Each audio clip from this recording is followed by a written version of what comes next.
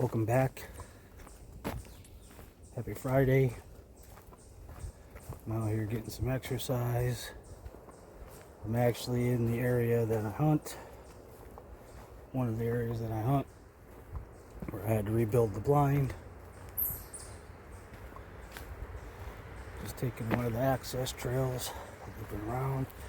Because I have a few goals for today. One, I'm also going to go over to the other area, probably make some coffee, and we are testing out the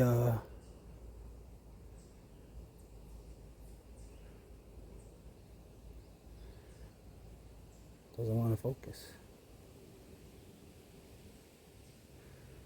The ferro rod compass, or the the paracord bracelet that came in that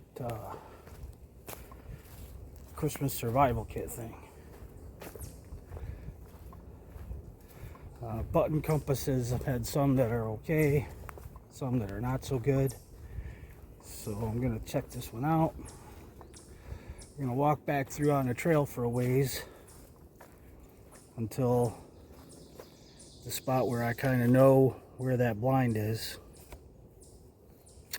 And then I'm going to try to use the compass to get me as close to that as I can using land navigation from one landmark to another, tree to tree, bush, tree, whatever.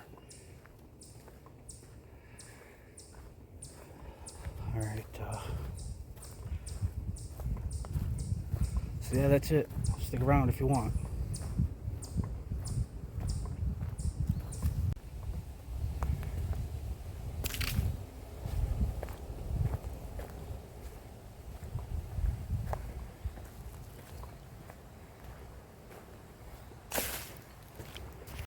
Alright, so should have to go that way, which I'll take a reading here in a moment,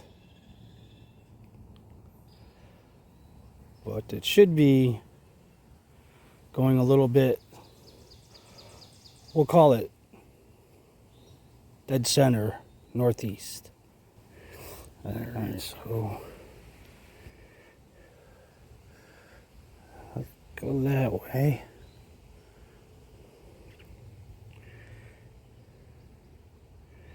Yeah, it should be just about dead center northeast. So gotta go that way. Alright, so pick a tree. My point should be from here to right over in there. There's two trees that I can see. I don't know if you can really make them out here, but that's where I want to go to. And again, like I did in the other video, keep your points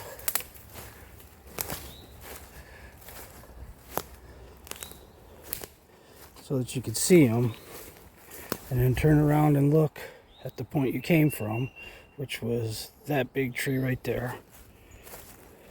This way you know what it looks like from both directions.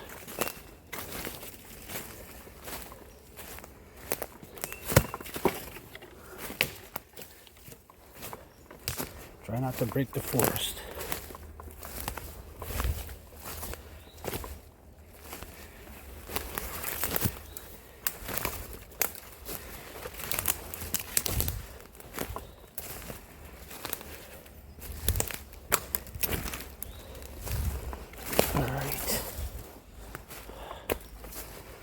So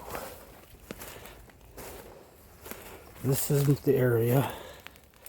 It was this tree and that tree that kind of looked like the Y.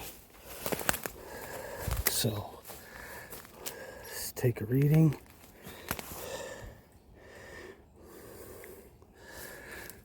My next point that I can see, since it starts to go up and it's kind of thick, is going to be You got these leaning trees right here, this dead tree, and right ahead of it, there's a tree right there.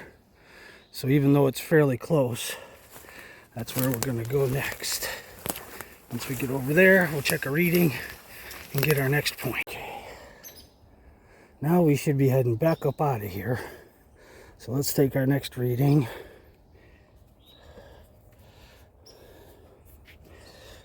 Should have been doing this anyway. So I want to go that way. So it's kind of thick. So we'll do the next reading. We have one tree that's up here. It kind of goes up and curves a little bit. So let's work our way to that. I don't know if you can really see it good.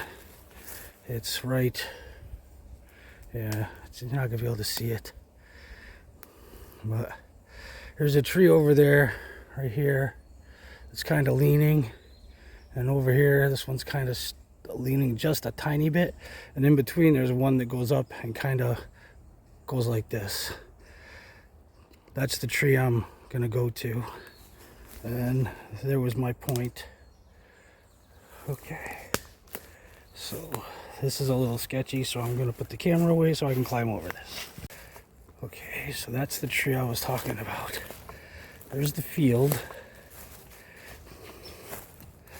So let's take another reading.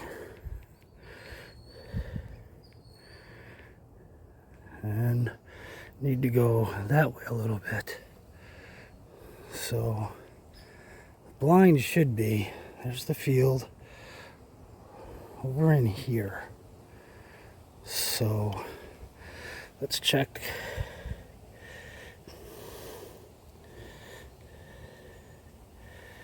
Yep. So what's my next point gonna be?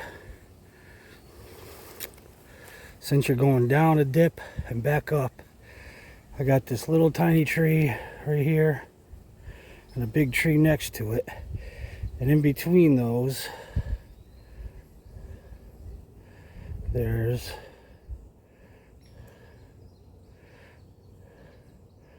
a tree that goes like this. Goes kind of curvy. That's going to be our next point.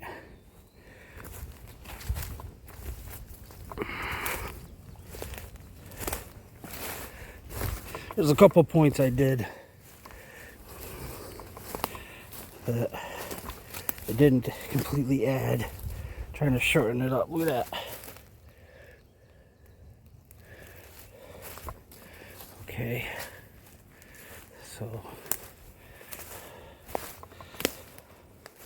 I'm also keeping an eye on the ground because it really has been a lot of snakes out this year. Okay, so this is the tree we wanted to go to. Now since, take another reading.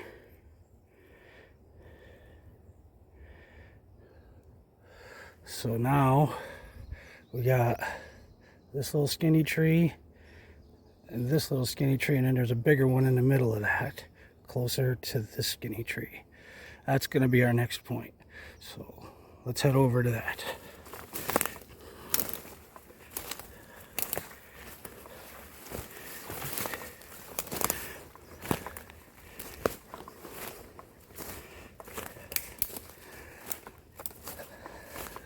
Ooh, we're going bushwhacking.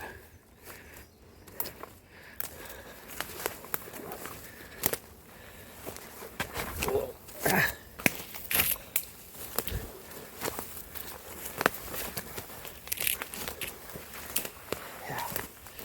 Okay.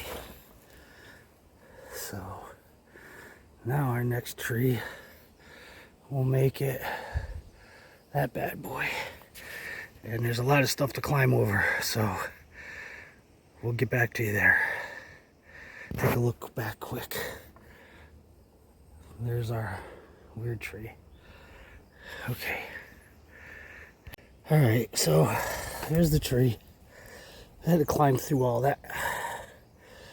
Kind of went around a little, but it's all still blowdown type stuff. So here's the field, and the blind, that's my lone tree. The blind should be, if it's still up, about 50 yards right over there. So we weren't exact. And I think it's been knocked down again. Nope, it's still up. So, yeah, we were about 50 yards off. But my next point would have been over in this area. So, but since we hit the field, just walk around the edge.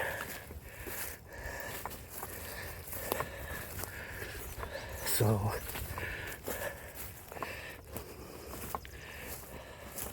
let's take a reading quick. There's the blind. So from the direction we came when I first started was just about probably right in there. And we came out following the line. There was a little bit of deviation because we had to walk around stuff, but overall,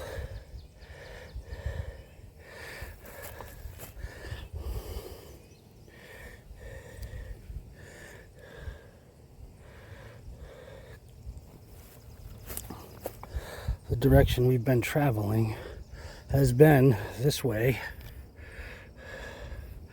So it's not too bad.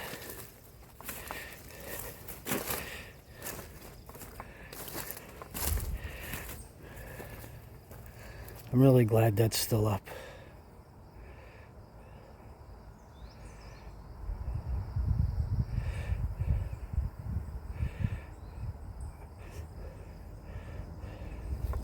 All right.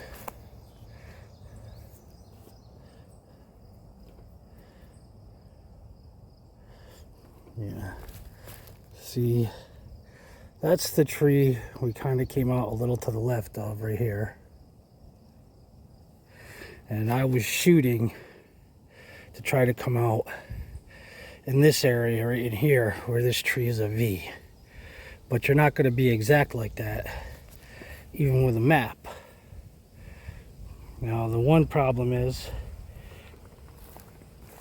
with those deviations like that, like you take a reading like here, all right, and my car is that way. So my car is almost just about, pretty much call it dead east. But if I go over there a little ways, I don't want to walk through these bushes because they're some of it's poison ivy and some of it's berry bushes. If I go over here, it's going to turn, but those deviations can throw you off because that's why you got to pay attention and use a landmark and look back. Like from the wide tree there, going to my car, I would want to, this stuff is really thick down in here, so I'm going to want to go from there to, say, that tree. And then we'll take a reading.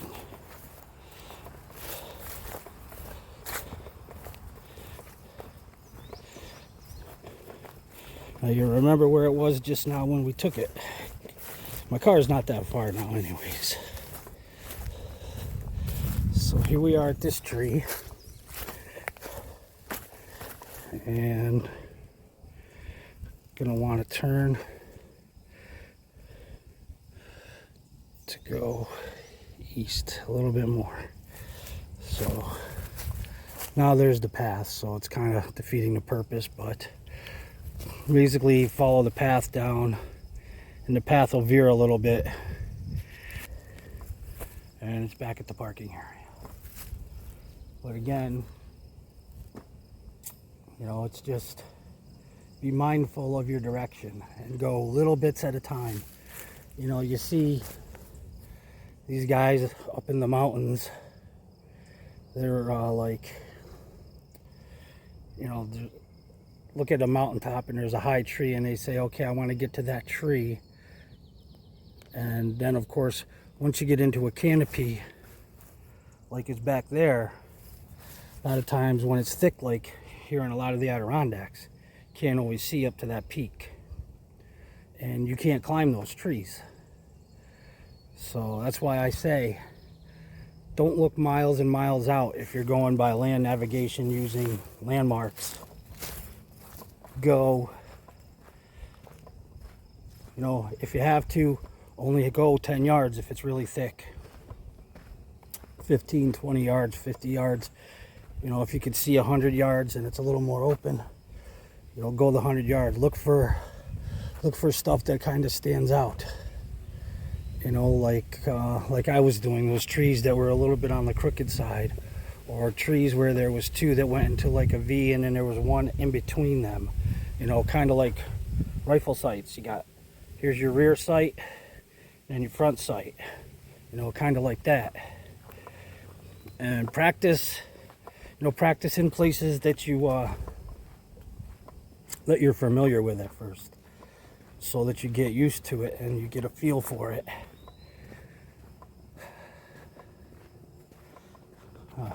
I'm not used to having anything on this wrist except my watch, so I keep looking at it to see what time it is. Alright, so that was that. Like I said, these areas that I hunt close to home really aren't very big. So some of the spots I have set up are only 400 or 500 yards, 600 yards from the road. It is what it is. It doesn't matter anyway, because I'm not going to get into too much, because it's New York just changed to earn a buck, earn your second buck. But I'll talk about that over the coffee. All right, just about back to the car, so we'll get back to you over at the table.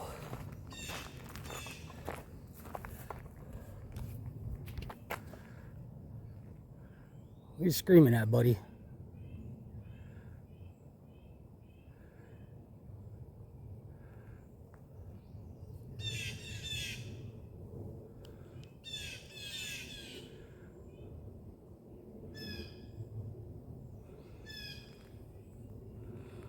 Is that a blue jay?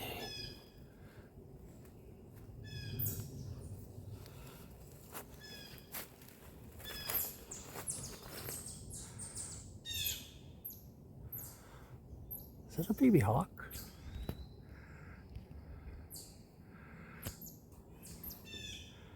It took off. No, it's not. It's still there.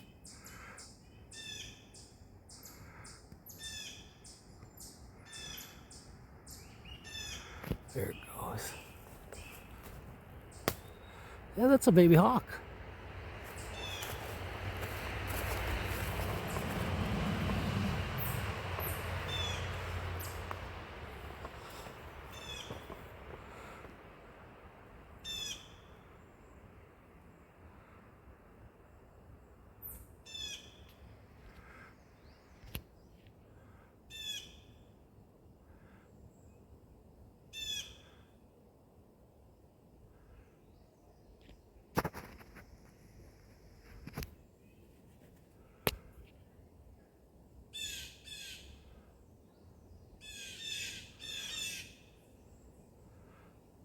And water snake.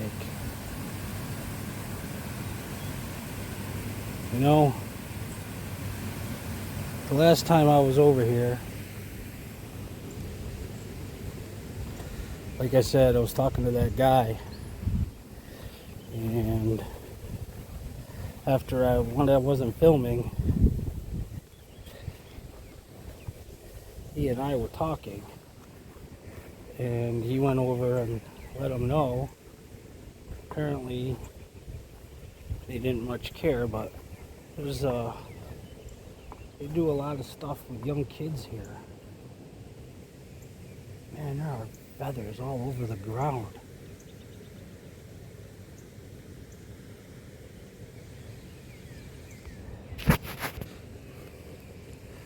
We're all over there.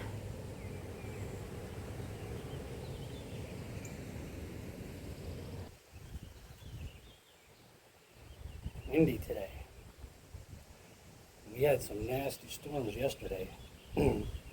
Actually down by where my wife works. We had a little issue with the pup. Not going to get into it really. He's having a rough month. But he was acting really weird. He like went in the back bathroom and was like cowering and hiding. So I started to get a little nervous. Called the wife and she came home early from work a little bit. And probably a good thing because there was actually a tornado that touched down and went through pretty close to where she works. So I was kind of glad she was at home. Anyway, so yeah, I'm not thrilled with all the snakes over here. I realize for the most part they're harmless, but I did add, for a first aid kit, you don't have to have any kind of a little bag or a pouch. You could just use a Ziploc bag. That's what I've done for this one I threw together. It's got a little whistle, some bandages, and I put some bleed stop in there. We replenished it after having to use some of it for the pup out in New Hampshire. And he tore up his toenail. But just because I don't wear shorts and stuff, and normally I have boots. Today I just have sneakers on. But I usually have long pants on. So I'm not overly concerned about a bite, but you know, you never can tell. So I'm keeping the bleed stop in there to just in case, because like I've said, those eastern water snakes, they're not technically poisonous or venomous, but their saliva does have a anticoagulant in it. So keeping the bleed stop in all the first aid kits, especially if I'm coming over here, this is a good idea. But anyway, so back to this. So yeah, it's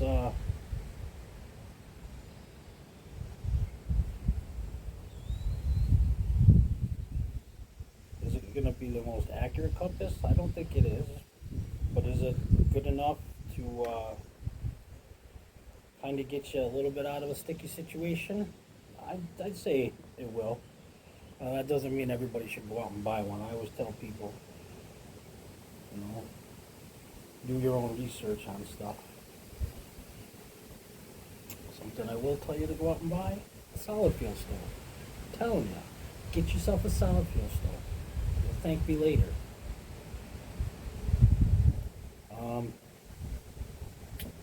I haven't tried the ferro rod.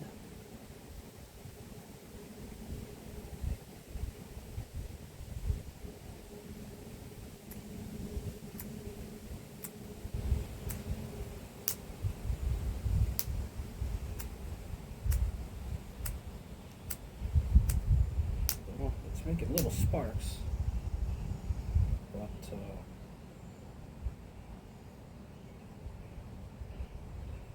not enough to make a fire. Oh, there we go. Ooh. Okay. I take it back. Ferro rod is functional. Huh. Who would have thought? Does the whistle work? I think I tried the whistle.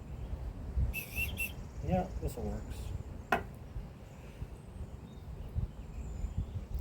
Now, is this something that I would wear? No, not really. Is this something I would keep in a pack or something? Why not? Doesn't take up a lot of space. It'll give you a little bit of cordage, a backup compass if needed. So back on to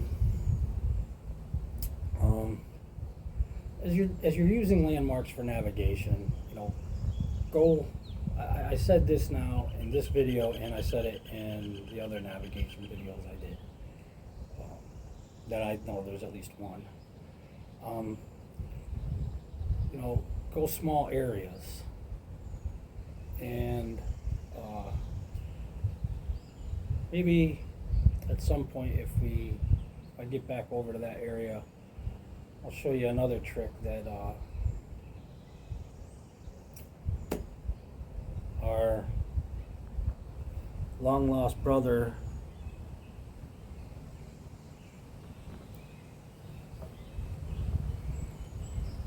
who's not in New York anymore, but is still a member of the Adirondack Bushcraft Brothers, because he did his dues and was out for 3 trips with us.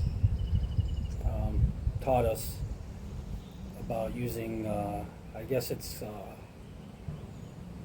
I have to look it up. It's an old primitive trick for getting through some thicker stuff. And it's where you take a long straight stick and you kind of throw it into the thicker stuff and go around, grab it, pick it up, put it down, going forward. Spiders and snakes, man.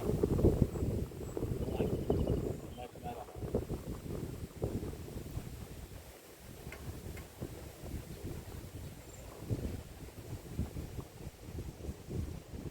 Windy days, that is one thing about solid fuel.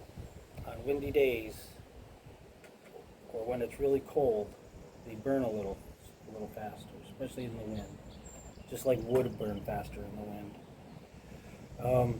I still say get yourself one. I don't often tell anybody you gotta have one of these, but I think everybody should have a twig stove and a solid fuel stove in their kit for camping, bushcrafting, whatever you want to call it, woodcraft, and wherever you go. This should be something you should have on you. The same way I say you should have a lighter, a ferro rod, a flint and steel kit, and matches if you want to add the matches. But anyway, I'm getting sidetracked. Just do like 15, 20, 50 yards. If you could see it 100 yards, you can push it 100 yards, but never really go over that. And the odds are pretty good in most woods. You're really not, in the woods, you're really not going to see 100 yards. I mean, I can see here in the wide open, across the pond to the other pavilion, which is about 80 yards away. But clear, it's wide open. This is all wide open here. I can see the corner of it tucked into the woods over there, and the whole pond is wide open. But generally, if you look behind me,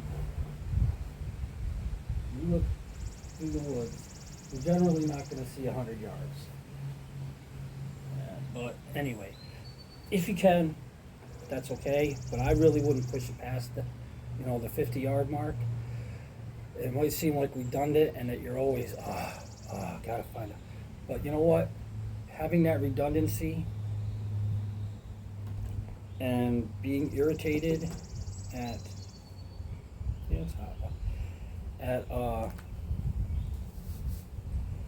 having to stop and look back and get your bearing every 50 yards is better than staying lost. I'm also a firm believer in, I'm going to tuck that in there for now. Cheers.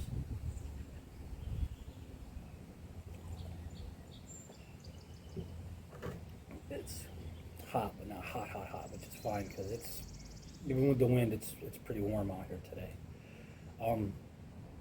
Anyway, being a little frustrated at going 50 yards, stopping, looking back, looking forward, taking another reading, going 50 yards, stopping, it is a better option than, like I said, being stuck out there. Just my point of view. Everybody's free to do whatever they want. And even if you got a map, topo map is a good thing, but topo map won't show how thick the woods are. If you are using something like a satellite map, talking a paper map, not what's on your phone, or a GPS or anything. I'm talking good old-fashioned compass and map. Even that isn't going to show what's below, because like as you saw in that area I was just in, some of those little pines and spruces and stuff like that, that's thick in there. You know, some of those areas you got to work around, or you got to kind of go through. So you need to pick your point out earlier. And picking out stuff that looks a little out of place, you're gonna, if you have to veer to go around a rock bed or something, or a little marsh area.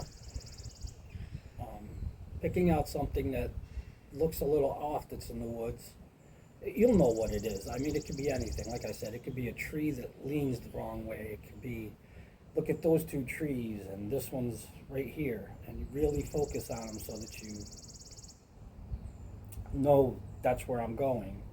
You know, so you got like a rifle sight. Here's your two rear ones, and the one you're aiming at is in the middle.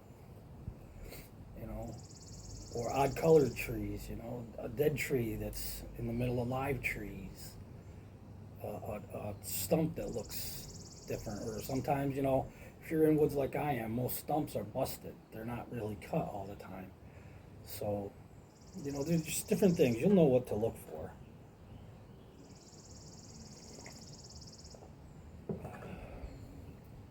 So, that's it. There's a lot of snakes, man.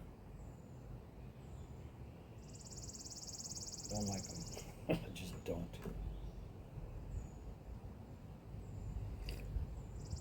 And I'll actually tell you why. I've probably mentioned this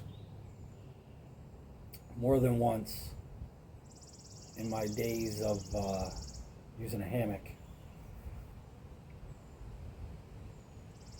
I found snakes in my sleeping bag.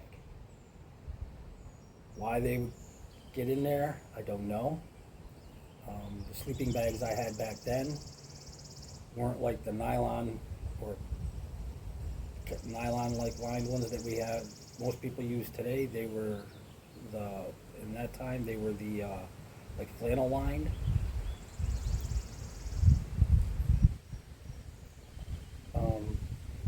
I really can't explain it, but there's nothing weirder than putting your feet in your sleeping bag and being like, what the hell? Except for maybe the guys in the desert with camel spiders. And I've also had spiders get in there at one point, and this was tent camping. I think they got in there from our basement, but we were camping at a place called Taylor Pond. I was 14 years old. We were up there for the 4th of July. We set up all the tents and everything, put our sleeping bags out, and went to bed that night, and I felt something weird. I don't know how to explain it. It wasn't like something was crawling, but my legs started to feel like super cold. So I got out, and these little earwigs, those little reddish colored bugs with the little pincher tails on them, there had to be hundreds of them that were in the bottom of my sleeping bag. They were all over my legs. So I hurried up, threw the sleeping bag out. My sister and her boyfriend came out. My mom woke up. They're like, what's going on? And I was showing them, and there was some that were running around inside the tent. And I still used tarp shelters off and on a little bit. Actually, after that, more or less. And then, but the last time was when me and some friends were out, and we just threw up our tarps, and I climbed in, and there was a snake in there, and I was like, I've had enough of this fart and crap. And the next free time I had, I went and looked, and no place really had pup tents. At the time, they were kind of phasing out. It was all smaller, the little like 1 or 2 person dome tents, and they were the octagon type. So my sister had bought me one of those that got ruined by raccoons. They chewed through the bottom of it because we foolishly left some food in there. But I managed to find an older pup tent and use that. And then I graduated to, I got a hold of a U.S. Cavalry catalog, and I like the outdoors. I do like camouflage. They had a camouflage pup tent. I was like, I got to get one of those. So I ordered it. It took like 2 months to get here.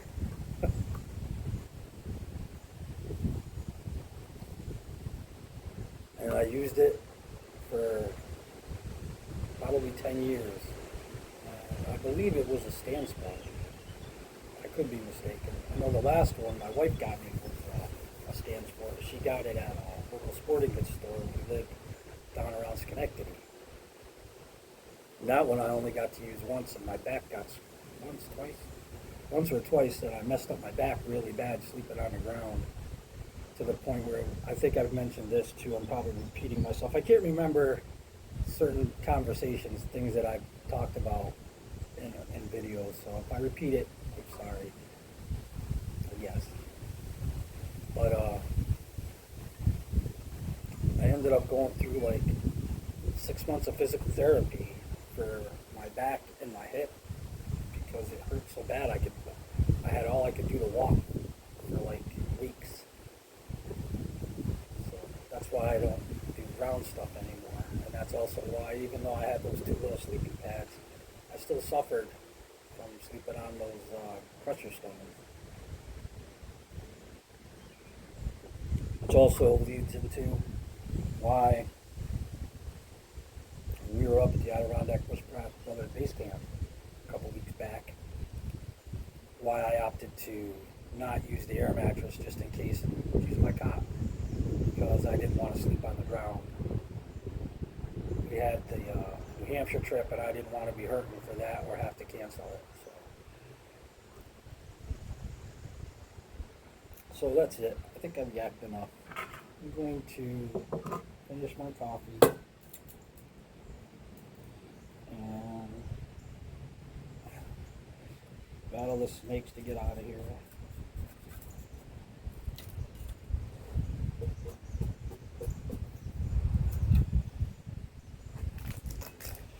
So yep, that's it.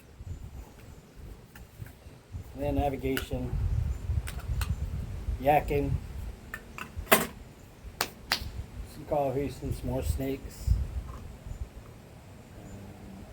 Happy Friday. Oh, excuse me. Not sure if we're going to be, no, not going to be kayaking tomorrow. We were supposed to, but it changed. Alright. That's it. Thanks for watching. We'll see you in the next video.